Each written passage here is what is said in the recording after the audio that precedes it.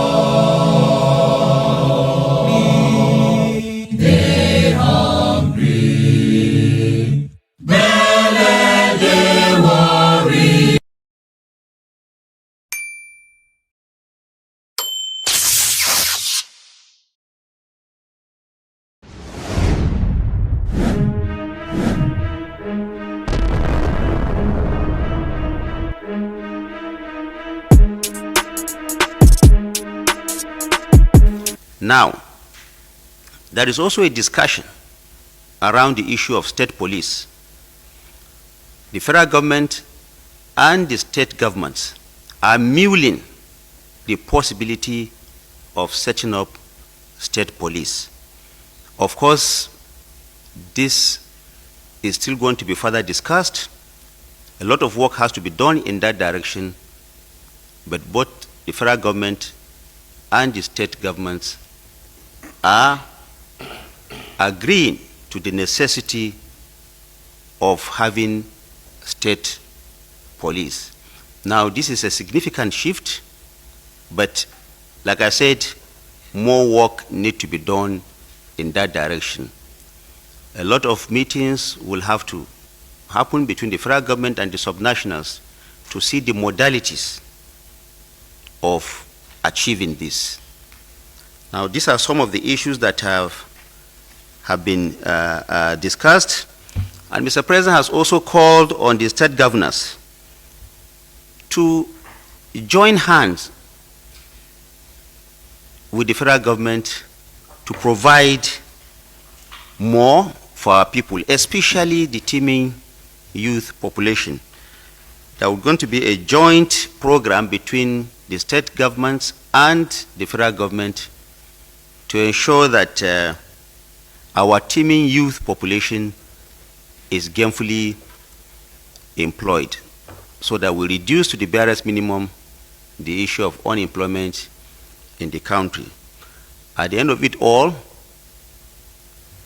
the 36 state governors and Mr. President are all on one page, irrespective of political differences, to ensure that Nigeria remains peaceful, Nigeria remains united, Nigeria remains prosperous going forward.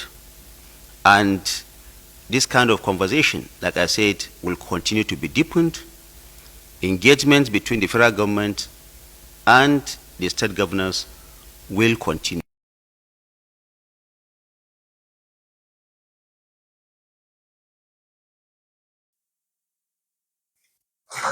Hey, welcome back, and thank you for joining us today.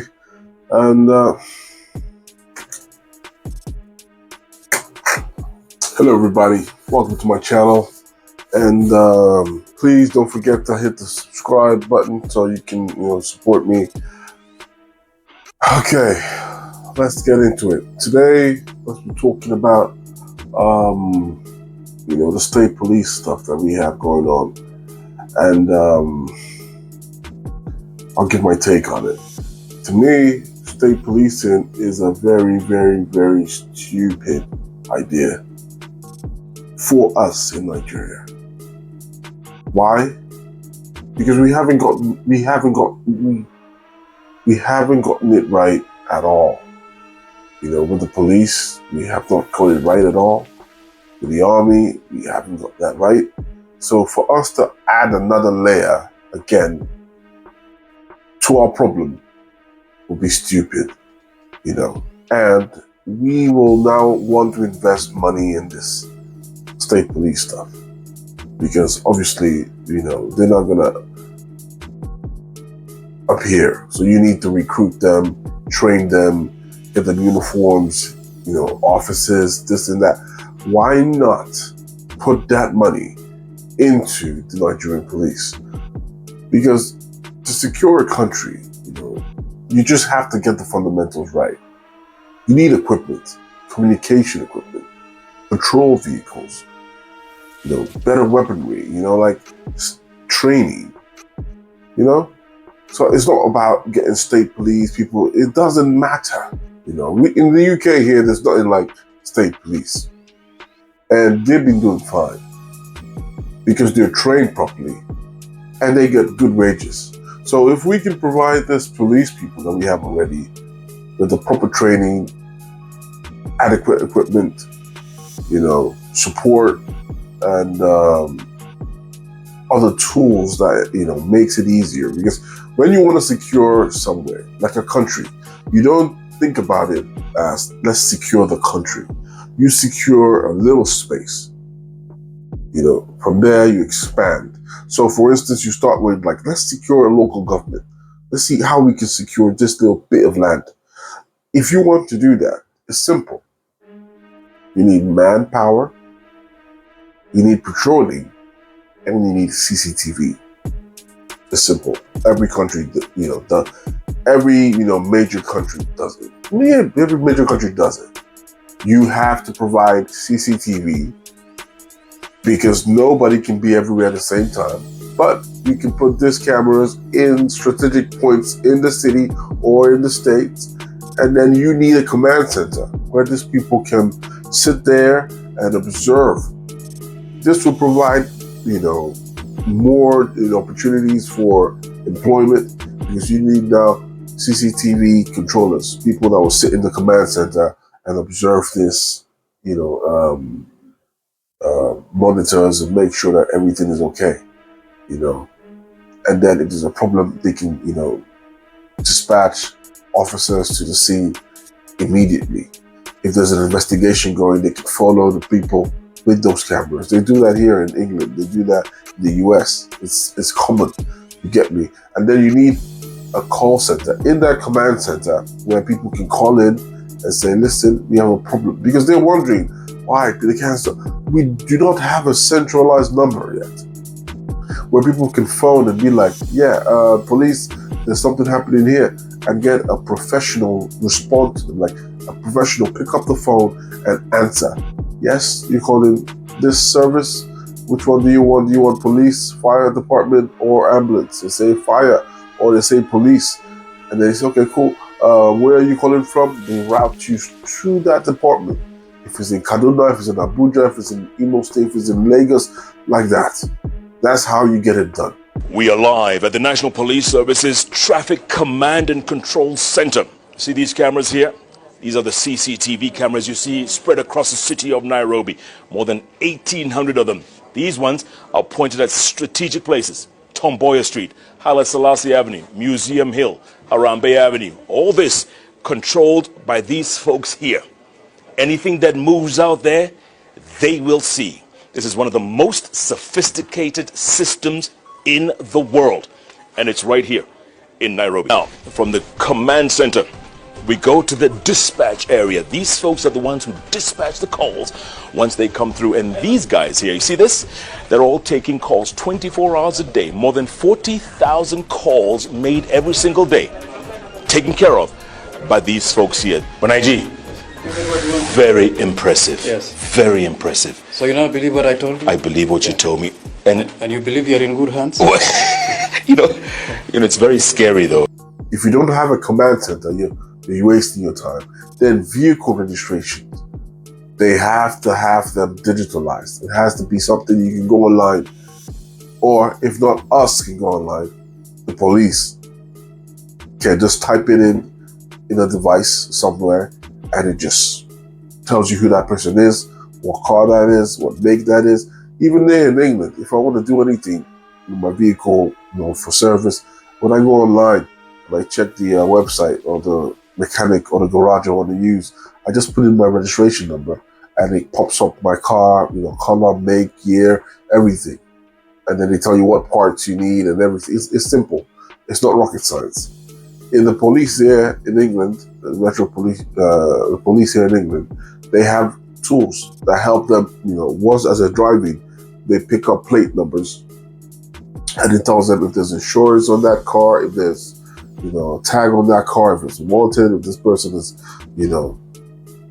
it's easy. I'll play the video now for you right now. Owen, now we're actually out in a police car, it's probably a good time to talk about how ANPR actually works. Would you mind running us through it briefly?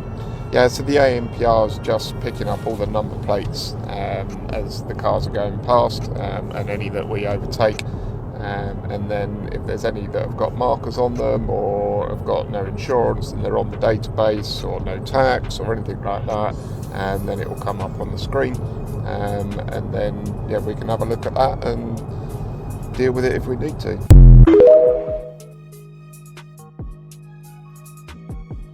I must tell you that is a very intelligent question. Any constitutional amendment that do not take into account the fears of Nigerians that the governors may likely abuse the powers of the police if given state police. Now, the constitutional amendment must make specific provision as to abuse. The safety guards must be made very robust. Now, you have to define one, the issue of capacity, very key, very important. What will you have that will make you capable and have the capacity to run a state police? And so that's why I said that it's not going to be one size fits all. Every state must not be stampeded into running a state policing if they are not willing and ready and they don't have the capacity. So you have to define what makes a state to have the capacity to run a state police. Then now in defining also the usage of the force, of the power of the police within the state, you have to define at what level constitute any likelihood of abuse and what should be put in place in order to neutralize that abuse. And so what I'm trying to say is that we are not ignorant of the fact that some state governors may likely use state police in order to go after their political enemies and begin to utilize it in such a manner that absolute powers will corrupt absolutely. So you have to make a provision at what point will there be a usage that constitutes an abuse. And if there is likelihood of abuse, what steps will be taken in order to neutralize or mitigate it? Maybe the federal police will have to come in that instance when there is any likelihood or threat of abuse. So all that has to be done in a very robust, constitutional amendment. And I'm saying stakeholders must be involved. It's not something we rush in and get it now, created without those input from major stakeholders who will look at the wheres and wherefores, look at the issue of things that may likely bring a problem along the line and create a provision against it. So it has to be a very robust law that takes into account of the capacity, that takes into account of the likelihood of abuse, which is actually the fears of many Nigerians, why they do not want state police. So that has to be taken care of in terms of legal enactment. Now, having done that, you now watch the situation, how it plays out. If there are more amendments to be done, it's over the time when we see any problem coming up, then we can now also provide against it. No law takes care of everything at the same time, but as we begin to implement the law, why some of us are suggesting state police is that we have operated over centralized policing system for a long time and we have not seen the effect. Nigeria is not properly policed. And we cannot police Nigeria in this manner we are presently doing it, and get any positive result. So we must decentralize the policing system, not only to the state, but even to the local government. And let me say this, and I'm saying it here with every sense of responsibility. Whatever arrangement we are making in terms of policing Nigeria, if we do not have administration at the local government level, where the local government administration is allowed to operate. And the chairman of every local government will be the the person in charge of his security arrangement. We may not be able to get it right. So let's decentralize policing system to the state level, to the local government level, because we're a heterogeneous country, with all manner of diversity in culture and religion and language. So there is no way you can run Nigeria the way we're running the policing system that is over-centralized and get any result. And we have used it for many years and we have not gotten results. So the best thing now is that let's think now outside the box. What can we do in order to get Nigeria properly policed? And I'm saying decentralize the policing system even to the local government level and allow local government administration to run effectively. Welcome back. So again, another disadvantage is that they say it's going to be run by the governor, the state government, which is a disaster. So imagine if Wike had his own squad or Yaya Bello had his own police under his command. It would have been a disaster. We don't want none of that. We definitely do not want these people having control over the police. Please. We have a lot of problems going on already. Securing the country is simple. It's so simple it's ridiculous. It's not new. You could go somewhere else and find out how do these people tackle insecurity. Places like the US, England here, they face international terrorism and they still combat these people because they have active people on the field. They have tools, they have CCTV cameras, people watching these guys, watching every single area in London. Most of the highways, they got cameras there. If you pass there, they will check your reg number. If you've been wanted in London, you're driving to Manchester, they know. They've seen your car on the highway. You can't pass through the forest, mate. Yes, facts. They can do that here. They can do that in Nigeria. Have cameras fit in places, and then when they're moving, they can spot them. And we need patrol cars, people in these cars, not the one we have now, where people sitting on the back like it's some kind of militarized country. You need a proper car, like this ones I have up here now. Proper car, BMWs, innocent Mecanos, Nigerian-made vehicles. All right, Nigerian-made. Let's use Nigerian-made cars. Paint them bright colors, not black.